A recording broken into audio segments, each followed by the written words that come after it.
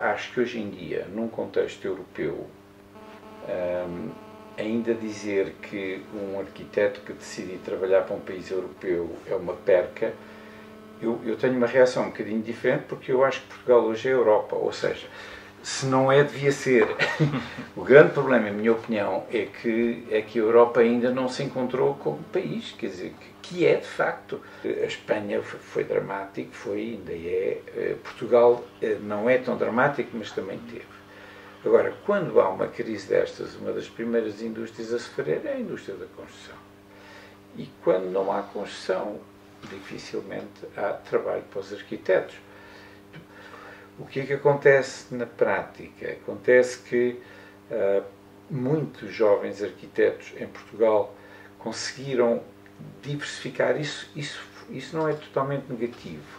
Reformataram ateliês mais pequenos e diferenciaram o tipo de trabalho. Por exemplo, em Lisboa é muito frequente ver um casal de arquitetos que tem um ateliê pequeno, que se associou a um pequeno construtor e que faz obras de reabilitação de apartamentos, de melhorias, o que também não é mau, porque a reabilitação é um grande problema em Portugal, os centros históricos estão todos com problemas, mas pronto, mas são coisas tímidas, pequena encomenda. Os outros ou arranjam trabalho fora, é um pouco o meu caso, neste momento eu tive que reduzir, eu cheguei a ter um ateliê relativamente grande, com perto de 45 pessoas, agora estamos 10, 12, e conseguimos manter graças a projetos no estrangeiro. Agora, há uma ligeira, aparentemente, os jornais começam a falar que é uma melhoria, mas eu penso que também vai demorar tempo a chegar à arquitetura, porque é um dos primeiros a ser atingido e um dos últimos a recuperar.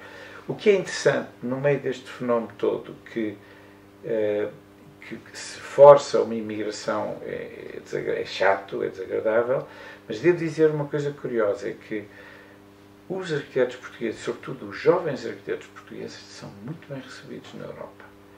Na Noruega, na Suíça, na Alemanha, na Dinamarca.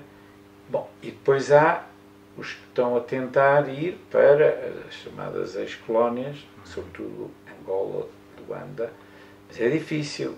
A relação com Luanda não é fácil. Houve muita tentativa de ir para o Brasil, também não é fácil. O Brasil tem uma integração e uma prática de arquitetura diferente da nossa. Como sempre, há vários fatores. Um deles tem a ver com um fenómeno muito forte, que foi a Escola do Porto, a chamada Escola de Arquitetura do Porto. E eu estudei em Lisboa, vivo e trabalho em Lisboa, embora tenha muitos amigos no Porto, e considero-me, sabe que em Portugal ainda hoje há um bocadinho esta disputa entre os chamados tripeiros e os mouros. Os mouros estão...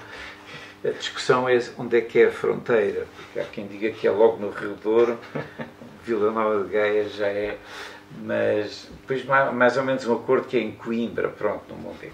Estou a brincar, felizmente este ambiente hoje sim ainda existe, não tem nada negativo mas de qualquer maneira é verdade que a Escola do Porto começa-se a afirmar muito cedo, eu diria ainda nos anos 60, até ainda no final dos anos 50. É uma escola de arquitetura que tem uma diferença grande em relação à Escola do Porto, que é os melhores alunos são imediatamente convidados para ir dar aulas na faculdade. Os melhores arquitetos que trabalham na cidade são convidados para ser professores na Faculdade de Arquitetura do Porto. Isto em Lisboa não aconteceu por uma razão muito simples, porque normalmente os melhores arquitetos eram contestatários do regime, porque estou falando do tempo de Salazar, e a censura vetava. O Porto passou um bocadinho ao lado deste fenómeno, não só porque estava um pouco mais longe, mas sobretudo porque teve um grande diretor, que era um grande arquiteto, Carlos Ramos, nos anos 50, que, além de ser um grande arquiteto, era um grande diplomata, e conseguiu, junto do Ministério da Educação e das autoridades em Lisboa, criar este hábito que em Lisboa nunca se conseguiu criar. Isto, de facto, pouco a pouco deu uma escola de excelência. A Faculdade de Coimbra, no final dos anos 80, que não é faculdade, é um departamento de arquitetura que depende da Faculdade de Ciências e Tecnologias, mas que hoje em dia é uma das escolas mais prestigiadas de arquitetura também em Portugal.